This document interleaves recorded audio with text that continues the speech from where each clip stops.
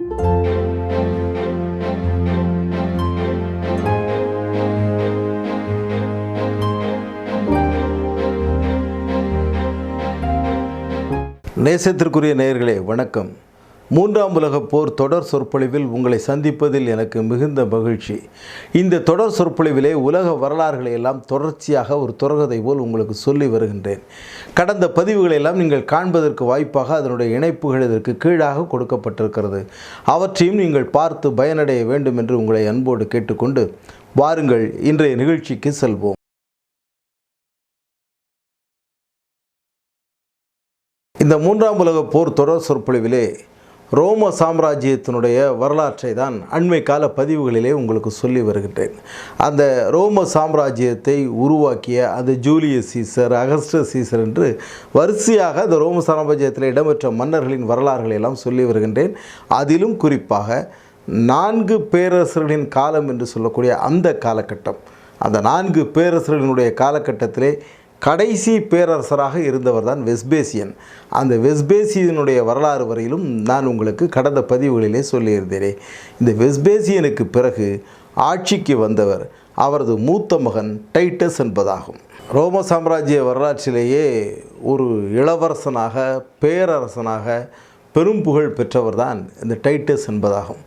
December மாதம் 30ஆம் தேதி 39வது வருடம், கிறிஸ்து பிறப்பிற்கு பிறகு 39வது வருடத்திலே பிறந்தவர் தான் இந்த டைட்டஸ். செப்டம்பர் 13, 81 இவர் மரணமடைந்திருக்கிறார். இவரது ஆட்சி காலமானது கிபி 79 81 வரையிலுமான அந்த ஒரு காலகட்டம்.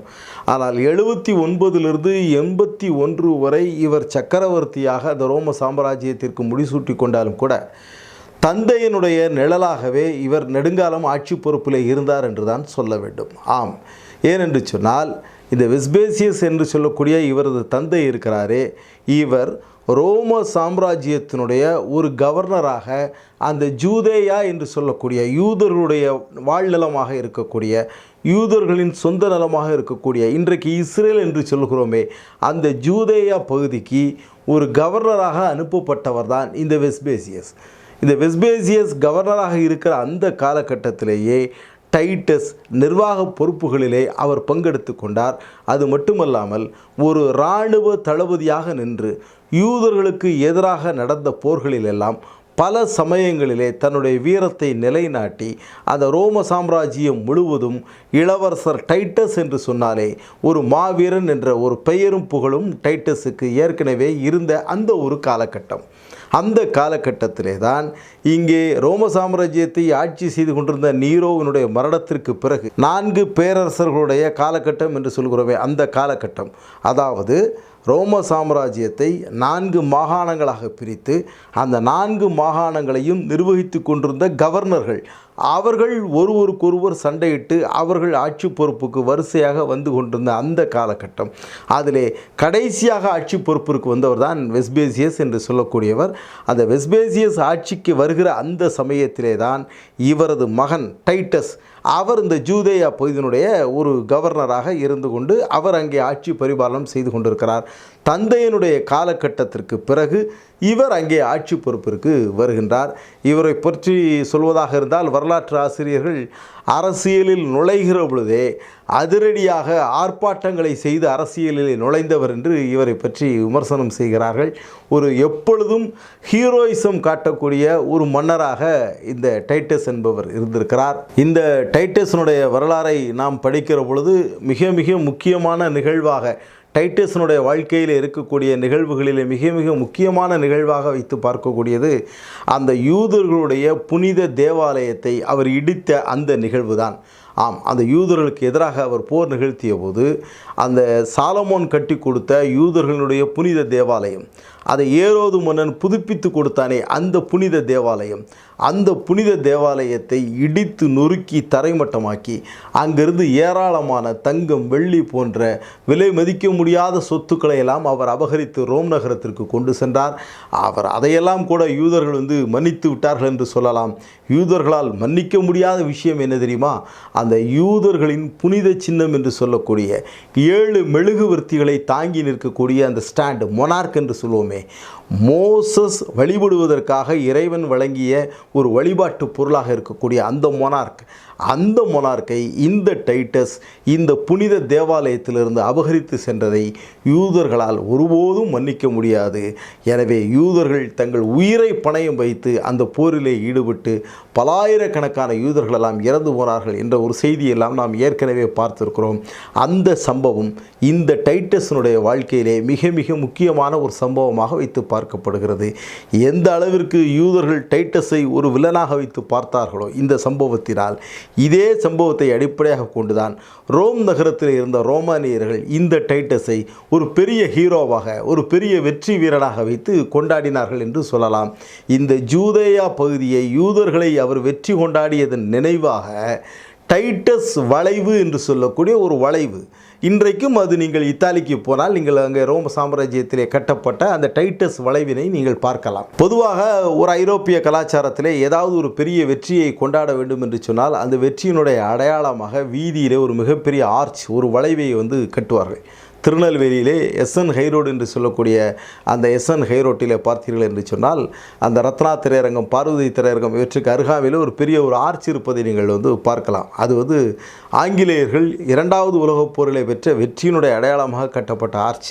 முதல் உலகப் போரிலே அவர்கள் வெற்றி பெற்றனுடைய அடையாளமாக திருநெல்வேலியில் மற்றொரு ஆர்ச்சி கூட இருந்தது. பிறகு அந்த ஆர்ச்சை இடித்து விட்டு தான் திருநெல்வேலியிலே ஈரடுக்கு மேம்பாலம் கட்டப்பட்டது என்பது திருநெல்வேலிக்காரர்களுக்கு தெரிந்த செய்தி. அதுபோலத்தான் அன்றைக்கு யூதர்களை டைட்டஸ் வெற்றி கொண்டதனுடைய அடையாளமாக ரோம சாம்ராஜ்யத்திலே ஒரு மிகப்பெரிய டைட்டஸ் ஆர்ச் என்று சொல்லக்கூடிய ஒரு ஆர்ச் கட்டப்பட்டது. இன்றைக்கும் சுற்றுலா பயணிகள் யார் இத்தாலிக்கு சென்றாலும் இந்த டைட்டஸ் வளைவினை பார்த்துவிட்டு வருகிறார்கள் என்பது ஒரு குறிப்பிடத்தகுந்த செய்தியாகும். இப்படி யூதர்களுடைய தேவாலயத்தை இடித்து தரைமட்டமாக்கி அங்கிருந்து பொன்னையும் பொருளையும் கவர்ந்து சென்ற டைட்டஸ் தனது தந்தை காலத்திலே கட்டப்பட்டிருந்த அந்த கொலாசியம், அதனுடைய பணிகள் முற்றும் முழுதாக நிறைவு பெறாமல் இருந்த சூழ்நிலையிலே அந்த கொலாசியத்தினுடைய பணிகளை நிறைவு செய்வதற்காகத்தான் இங்கே இருந்து அபகரித்து சென்ற அந்த பொன்னையும் பொருளையும் பயன்படுத்தினான் என்று வரலாற்றிலே பார்க்கிறோம். ஒரு வழியாக இவரது ஆட்சி காலத்திலே அந்த கொலாசியம் என்பது கட்டி முடிக்கப்பட்டு அதற்கு திறப்பு விழா நடைபெற்றது. திறப்பு விழா என்றால் அது ஏதோ ஒரு நாள் 2 நாள் நடைபெற்ற திறப்பு விழா அல்ல, 100 நாட்கள் அதனுடைய திறப்பு விழா நடைபெற்றது. அந்த 100 நாட்களாக நடைபெற்ற அந்த கொலாசியம் திறப்பு விழாவில் என்ன நடைபெற்றது? நான் ஏற்கனவே கொலாசியம் குறித்த பதிவிலே இதை சொல்லியிருந்தேன். கிளாடியேட்டர்களுக்கும் அந்த ரோம சாம்ராஜ்யத்தினுடைய வீரர்களுக்கும் சண்டை. அதில் யார் வெற்றி பெறுகிறார்கள், யார் தோல்வி பெறுகிறார்கள் என்பதை பொறுத்து அடுத்த விளையாட்டு ஆரம்பமாகும். அதுபோல் கிளாடியேட்டர்களுக்கும் இடையிலே நடைபெற்ற அந்த சண்டை, அதற்கு பிறகு கிளாடியேட்டர்களுக்கும் சிங்கம், புலி போன்ற மிருகங்களுக்கும் இடையிலே நடைபெற்ற சண்டை. அது மட்டுமல்லாமல் அந்த கொலாசியம் முழுவதும் தண்ணீரை நிரப்பி அதிலே படகுகளை விட்டு படகுகளிலே அமர்ந்த வண்ணம் அவர்கள் சண்டையிட்டுக் கொள்வது. இதுபோல விதமாக மனிதனையும் மோத விடுவது, மனிதனையும் விலங்கையும் மோத விடுவது என்று ஒரு பெரிய சண்டையை நடத்தி அதை எல்லோரும் அந்த கேலரி போன்ற அரங்கத்திலே உட்கார்ந்து கொண்டு பார்ப்பது அவர்களுக்கு ஒரு மிகப்பெரிய ஒரு வேடிக்கை விருந்தாக இருந்திருக்கிறது. அந்த சமயத்திலே மன்னர் யார் வெற்றி பெற்றிருக்கிறான், யார் தோல்வி அடைந்திருக்கிறான் என்பதை மன்னர் தான் சொல்ல வேண்டும். அதை சொல்வதற்காகத்தான் அந்த ரோம சாம்ராஜ்யத்தை ஆட்சி செய்து கொண்டிருந்த அந்த டைட்டஸ் அப்பொழுதுதான் முதல் முறையிலே தம்ஸ்அப் காட்டக்கூடிய ஒரு வழக்கத்தை உருவாக்கியிருக்கிறான். ஆம், அவர் இப்படி கைகாட்டினால் அவன் வெற்றி பெற்றவன் என்று பொருள், இப்படி கைகாட்டினால் அவன் தோல்வி அடைந்தவன் என்று பொருள்.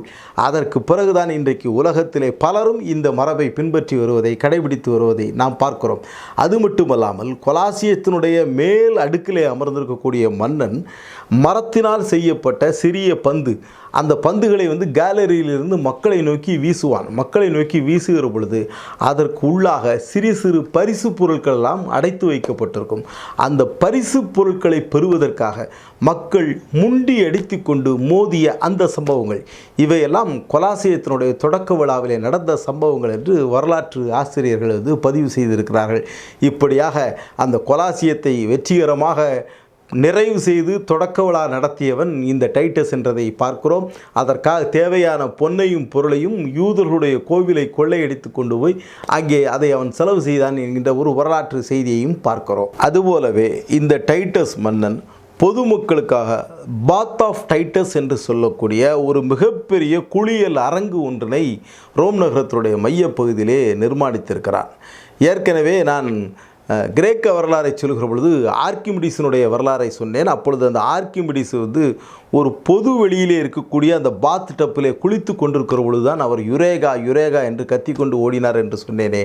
அன்றைய காலகட்டத்திலே பொதுமக்கள் இந்த நவீன குளியல் அறையிலே இருக்கக்கூடிய அந்த பாத் டப் வசதிகளை எல்லாம் தங்கள் வீடுகளிலே அமைத்து கொள்வதில்லை. அதற்கு பதிலாக மாறாக பொது வெளியிலே பொது அரங்கங்களிலே அமைத்து அங்கே போய் குளிப்பதை ஒரு வழக்கமாக வைத்திருந்தனர். அந்த வழக்கத்தின் அடிப்படையிலே தான் இந்த டைட்டஸ் பாத் ஆஃப் டைட்டஸ் என்று சொல்லக்கூடிய ஒரு மிகப்பெரிய குளியல் அரங்கினை அந்த ரோம சாம்ராஜ்யத்திலே நிர்ணயித்திருக்கிறான். இவனது வாழ்க்கையிலே எல்லோருடைய வாழ்க்கையிலும் பொம்பளை உண்டு என்று ஒரு தமிழ் சினிமா பாடல் உண்டு. அதை போலத்தான் இந்த டைட்டஸினுடைய வாழ்க்கையிலும் ஒரு பெண் இடம்பெற்றாள். அந்த பெண் இவர்களது குல எதிரி என்று சொல்லக்கூடிய அந்த யூத இனத்தினுடைய ஒரு ராணியாக போய்விட்டாள். ஆம், எந்த யூதர்களை அழிப்பதற்காக இவர் ஜூதேயா பகுதிக்கு சென்றாரோ அந்த பகுதியில் இருக்கிற அந்த காலகட்டத்திலே தான் யூதர்களின் அரசியாக இருந்த ஒரு பெண்ணை பார்த்து அந்த பெண் மேல் காதல் கொண்டு விட்டார்.